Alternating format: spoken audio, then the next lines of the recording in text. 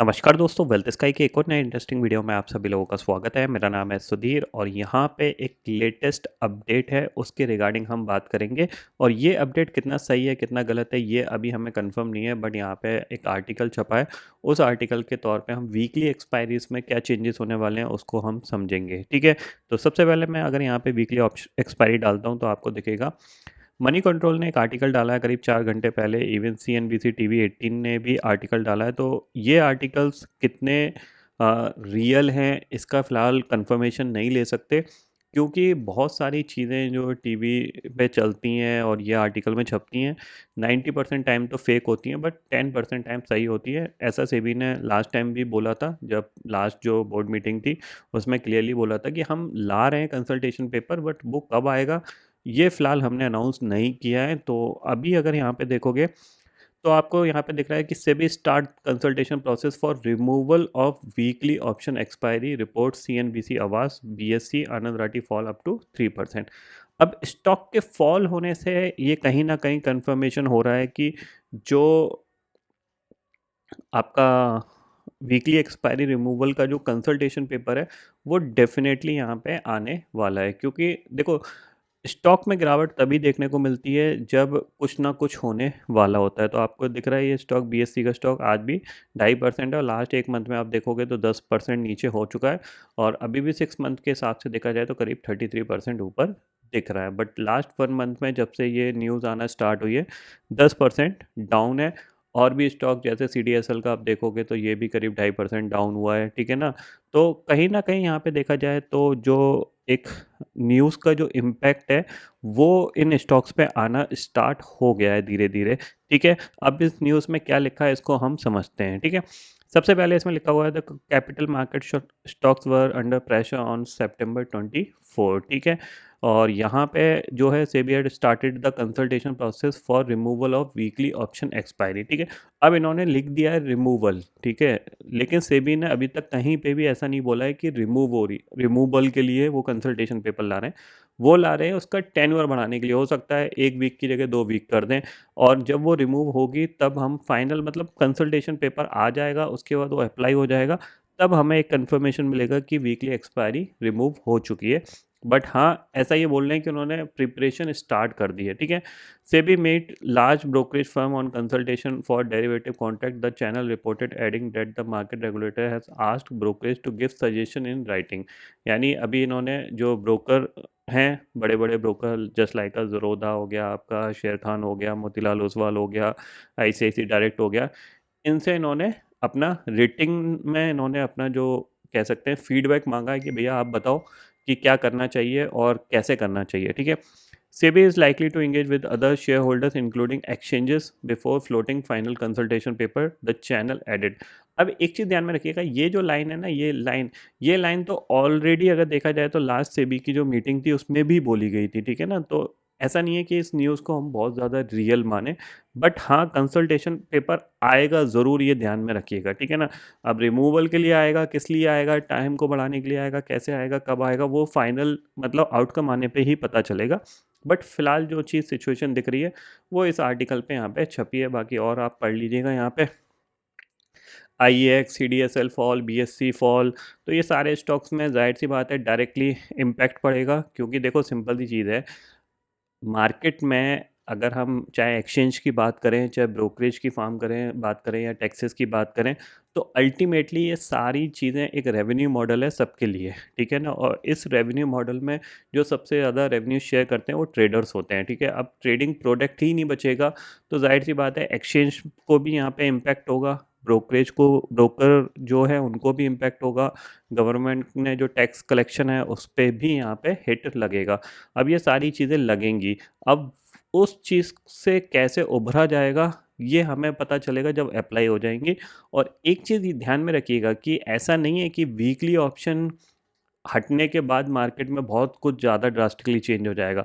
मेरे हिसाब से कुछ नहीं होगा, क्योंकि ऑलरेडी ऑप्शन का वॉल्यूम 40% डाउन है, ठीक है।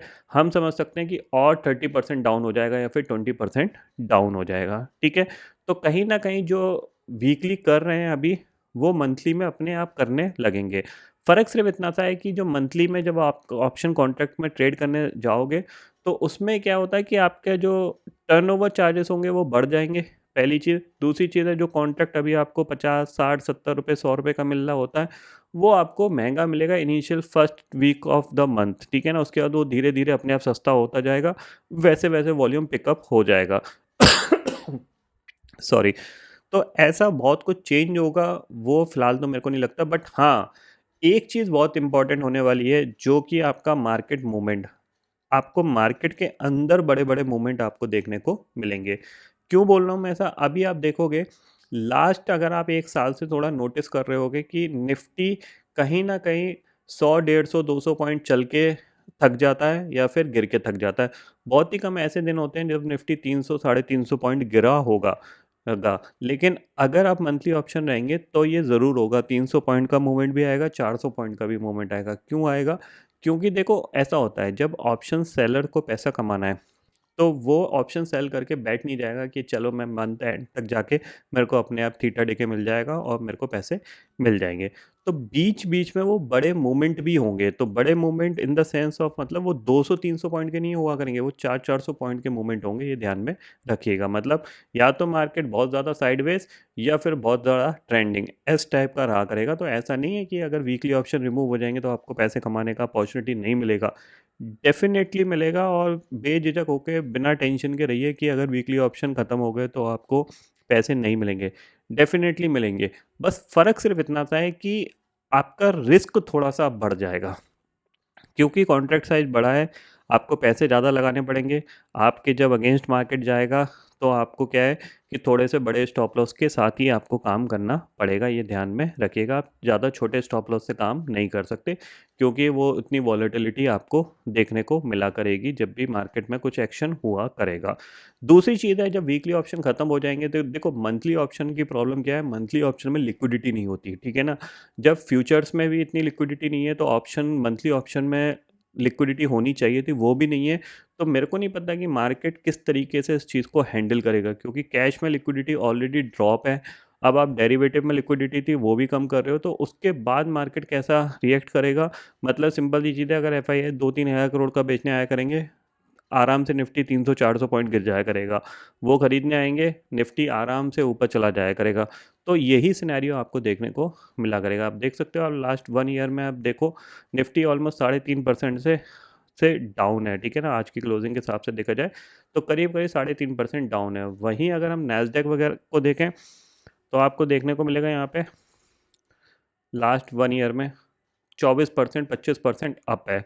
समझ रहे हो कि ये इतने मैच्योर मार्केट बन चुके हैं, यहाँ पे वीकली ऑप्शन, 24 आवर ट्रेडिंग, इन सारी चीज़ों का सजेशन लाया जा रहा है। लॉन्ग टर्म इनके तो लॉन्ग टर्म ऑप्शंस तक में, यानी जो एनुअल साल भर के जो ऑप्शंस होते हैं ना, उनमें भी अच्छा खासा वॉल्यूम होता है। तो मुझे नहीं पता कि मार्केट में एक्चुअल में सेबी करना क्या चाहती है, बट अगर इस तरीके से मतलब अपने जो हाईली लिक्विड प्रोडक्ट हैं उनको ये धीरे-धीरे ख़त्म करेंगे, तो फिर हो सकता है मार्केट की साइकिल और भी ज़्यादा ख़राब हो जाए और मार्केट बहुत ज़्यादा डल हो जाए। क्योंकि एफआईआईज़, देखो सीधी-सी बात है, हमारा मार्केट क्यों अंडर परफ़ॉर्म कर रहा है? हमारा मार्केट इसलिए अंडर परफ़ॉर्म कर रहा है क्योंकि जैसे ही निफ्टी 25,000 के ऊपर निकलता है, तो ये बेचने आ जाते हैं। इनको बेचने से मतलब है, जैसे ही 25,000 के ऊपर निकला, इन्होंने देखो बेचना स्टार्ट कर दिया। कल भी बेचा, परसों भी बेचा, आज भी बेचा। क्यों? क्योंकि इस लेवल पे इनको वैल्यूएशन बहुत अच्छे मिल रहे हैं, और वैल्यूएशन अच्छे मिल रहे हैं इनको, एग्ज़िट इसलिए मिल रहा है क्योंकि म्यूचुअल फंड में इन्फ्लो ज़्यादा है। समझ रहे हैं? मतलब हमारी गवर्नमेंट ने या फिर मार्केट रेगुलेटर्स ने म्यूचुअल फंड्स को बहुत अच्छा प्रमोट किया है, और बहुत सारे लोग म्यूचुअल फंड में अपनी एसआईपीज़ और लमसम इन्वेस्ट कर रहे हैं। बट प्रॉब्लम क्या है कि वो जो इन्वेस्टमेंट आ रहा है, क्योंकि डीआईएस खरीद रहे हैं, अब जब डीआईएस खरीद रहे हैं तो ज़ाहिर-सी बात है इनको हायर प्राइस पे बहुत अच्छी तरीके से एग्ज़िट मिल रहा है। तो इसीलिए आप देख रहे हैं यहाँ पे इन्होंने कंटिन्यूअसली सिर्फ़ बेचा ही है। आप देखो, जैसे ही निफ्टी थोड़ा-सा ऊपर आता है, यहाँ पे देखो ये नीचे के लेवल थे, तो इन्होंने थोड़ा बहुत खरीदा, खरीदा, खरीदा, और कितना खरीदा? मार्च में नेट इनकी परचेज़ 2,000 करोड़ की थी, अप्रैल में भी इतनी थी, मई में भी इतनी थी, और अब टोटल मिला के अगर हम देखें तो करीब 24,000 करोड़ का बेचा था। लास्ट 2 महीने में ऑलमोस्ट कितना बेच दिया इन्होंने? 24,000 करोड़ का खरीदा था, और लास्ट 2 महीने में ऑलमोस्ट ऑलमोस्ट देखा जाए तो 90,000 करोड़ का इन्होंने सेल कर दिया। उससे पहले आप देखो कंटिन्यूअसली क्यों बेच रहे हैं? क्योंकि ज़ाहिर-सी बात है वैल्यूएशन इनको अच्छे मिल रहे हैं, अच्छी-अच्छी कंपनियों को इनके वैल्यूएशन अच्छे मिल रहे हैं और ईज़िली हायर साइड पे लिक्विडिटी मिल रही है सेलिंग के लिए क्योंकि डीआईआईज़ कंटिन्यू खरीद रहे हैं। तो ज़ाहिर-सी बात है क्यों नहीं बेचेंगे और ये पैसा जा कहाँ रहा है? आपको रिसेंटली पता होगा अगर आपने आर्टिकल पढ़ा होगा, सारा पैसा चाइना और अदर इमर्जिंग मार्केट में जा रहा है।